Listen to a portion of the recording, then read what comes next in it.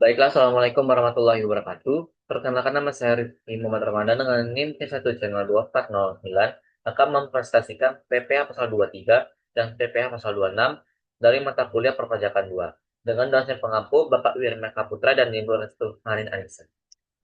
Baiklah, yang pertama adalah PPA pasal 23. PPA pasal 23 adalah pajak yang dikenakan atas penghasilan yang berasal dari modal, penyerahan jasa, hadiah, atau penghargaan, kecuali penghasilan yang telah dikenakan PPA pasal 21.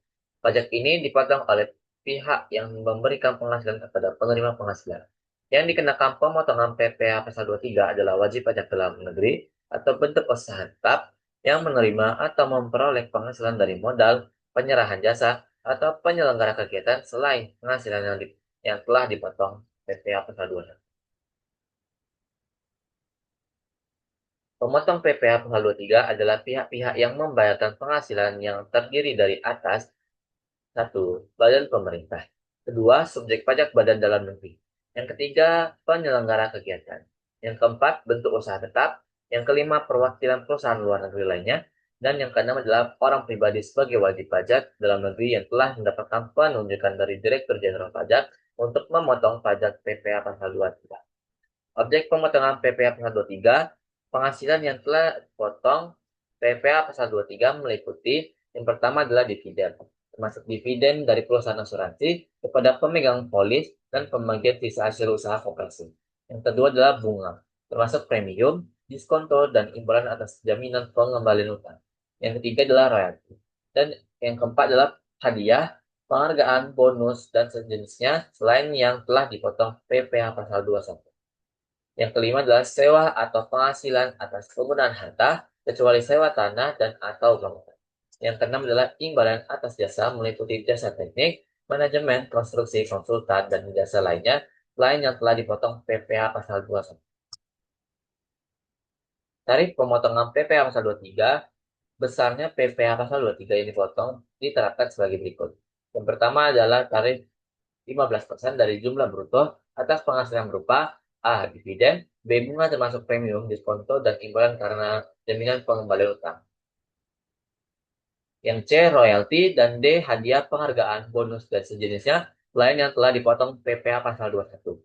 Yang kedua adalah tarif 2% dari jumlah bruto, tidak termasuk PPN, atas penghasilan berupa: A. Sewa dan penghasilan lain sehubungan dengan penggunaan harta, kecuali sewa tanah dan atau bangunan. B. Imbalan atas jasa dikenakan PPh pasal 23 sebesar 2% dari jumlah bruto, tidak termasuk PPN, meliputi jasa teknik, manajemen, konstruksi, konsultan, dan jasa lainnya bagaimana diatur dalam Peraturan Menteri Keuangan.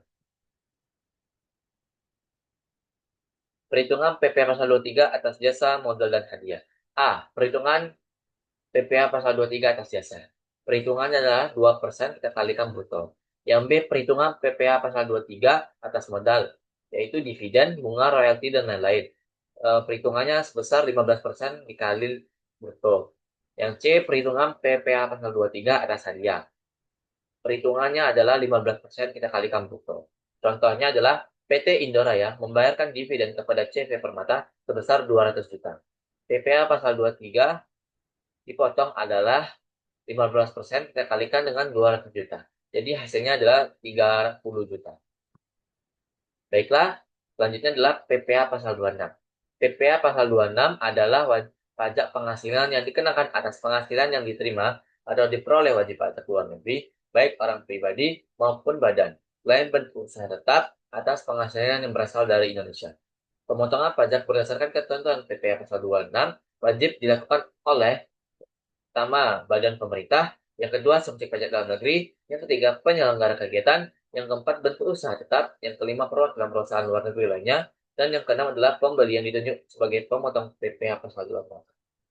Objek PPh pasal 26, penghasilan yang dipotong PPh pasal 26 meliputi: yang pertama adalah penghasilan berupa dividen, bunga, royalti, sewa, imbalan jasa, hadiah, penghargaan, pensiun, premi swab, transaksi lindung nilai, dan keuntungan karena pembebasan utang.